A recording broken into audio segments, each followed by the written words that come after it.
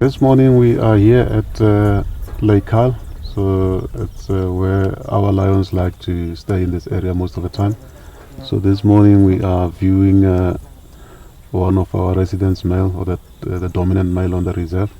So this is the male that we are basically looking for him today, where we are going to dart him and then replace his collar. His collar's battery is dead. So we're going to replace the collar and put in the new collar. So the purpose of the collar is to make sure that we collect the data for research purpose, and to make sure that which area they utilize, what type of prey species that they are utilizing the mostly. The collar, it's got two capabilities, either the satellite and the VHF. So the satellite will give us uplink depending on how frequently we want it to, but it can give you 1 hour or 2 hours or every 4 hours. And then once you get to the location where they are, because before the next hour they might have moved away from that area, so then you use the VHF to get their current location. So that's where the problem shows with the telemetry is it tells us it's all around here. Currently we can see him alone because he's so big. He's got big mane hair, so he can try as hard as possible to camouflage or to hide, but we'll see him easy. But if you look further down in front of him, there is a lioness there, so the whole pride is with him here. So it's just that we see him because he's more visible and big with the mane hair.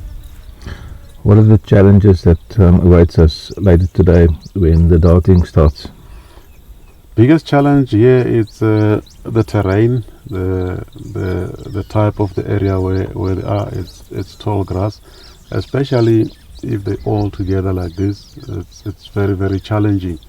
And if they stay here, it will be easy for us to locate them.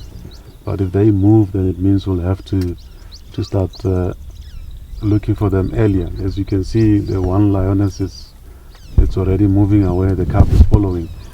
So they might be moving into a shady area. So the only challenge here is this tall grass.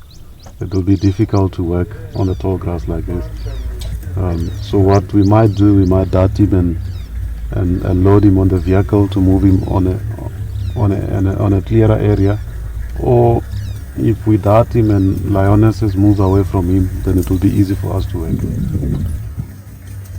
There's a couple of reasons why we're doing this, and it's mainly threefold. First up, we want to make sure that if at some stage these lions by chance escape, we were able to track them down very quickly.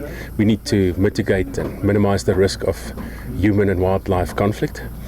Secondly, it's very important for our ecologists to find these lions on a regular basis. They need to collect data. That data we analyze, and then we base a lot of our management decisions according to what data we've got, mostly looking at habitat utilization, interaction with other lions, as well as their feeding behavior. And then thirdly, lion poaching is a reality, similar to what is happening currently with the rhino population in Africa. And it's important for us that if they do move into high-risk areas, we can monitor them and make sure that they don't get poisoned, and that's why we monitor them. If you don't have the collars on, it's like finding a needle in a haystack, especially this time of the year. The bush is thick, and it's very important for our ecologists and monitors to be able to find them. It'll be anywhere between half an hour and an hour. Shouldn't be longer than that. From about 45 minutes, you start having to be cautious of a stimulatory wake-up as the drugs start to wear off.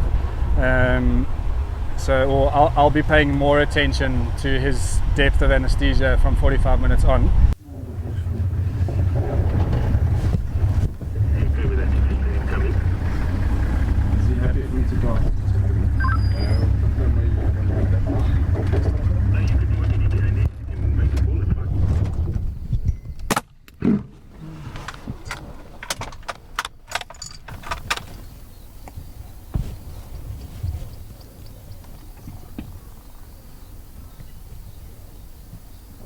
Sleepy boy. He's got a full tongue. I'll try and just take them down right onto the middle of the plane now.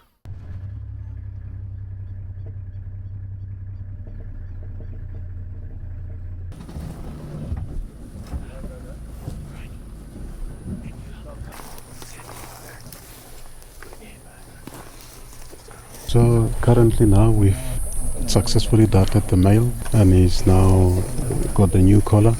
Collar has been fitted, so it's a LoRa collar, so it will be set on an hourly uplink to see how it goes, and later on we might change it to a 2-hour, 3-hour uplink. But it was a very good, successful operation. How long is he going to be sedated? As soon as they're done with everything checking, because they're still going to weigh him, once they finish weighing him, he'll wake up. 10 minutes later, he'll be awake. 238. 249.5. Yeah, but he was 10 kgs on. He slept for quite a bit. We're at 58 minutes now, so a lot of the drugs would have worn off already, so he should wake up pretty quickly. And he's waking up now as we speak. So he's blinking, and then his ear will start flicking, and he'll start pulling his tongue back in. He'll still be wobbly. I mean, we've still got 2 drugs that are still working in his system, but yeah, he should be up quite nice and quick.